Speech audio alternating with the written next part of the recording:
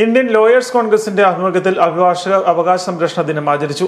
Pala court centre യൂണിറ്റിന്റെ ആഭിമുഖ്യത്തിൽ ദിനാചരണത്തിന്റെ ഭാഗമായി സമ്മേളനം നടത്തി.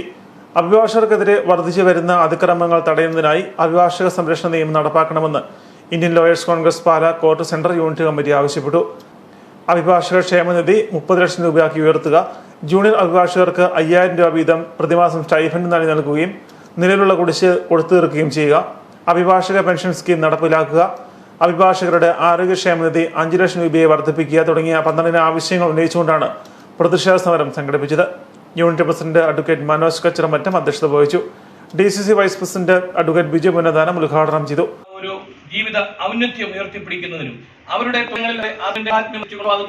കർമ്മത്തിൽ ഉത്തരവാദിത്വം നിറവേറ്റി മുൻപോട്ട് പോകുവാൻ ആർജവത്തോടുകൂടി മുൻപോട്ട് പോകുവാനുള്ള അവസരത്തിന് വേണ്ടിയുള്ള ആവശ്യങ്ങൾ ഉയർത്തിക്കൊണ്ട് വേണ്ടിയുള്ള ഇന്നത്തെ ഈ നമ്മൾ ഉയർത്തിക്കൊണ്ടുവന്നിട്ടുള്ള ഈ സമരം ഇത് സംസ്ഥാനത്തെ സർക്കാരിന്റെ ഉത്തരവാദിത്തപ്പെട്ട അധികാരികളുടെ കണ്ണു തുറപ്പിക്കുവാനുള്ള ഇടയാകുന്ന ഒന്നായി മാറട്ടെ എന്ന് ആത്മാർത്ഥമായിട്ട് ഒരിക്കൽ കൂടി ആഗ്രഹിച്ചുകൊണ്ട് ഇന്നിവിടെ പങ്കെടുക്കുന്ന മുഴുവൻ അഭിഭാഷകരെയും ഒരിക്കൽ കൂടി വിനയപൂർവ്വം അഭിവാദ്യം ചെയ്തുകൊണ്ട് ഇന്നത്തെ ഈ സമരപരിപാടി ഔപചാരികമായി ഉദ്ഘാടനം ചെയ്തതായി കൂടി വിനയപൂർവ്വം അറിയിച്ചുകൊണ്ട് ഞാൻ നിർത്തുന്നു. നന്ദി, നമസ്കാരം.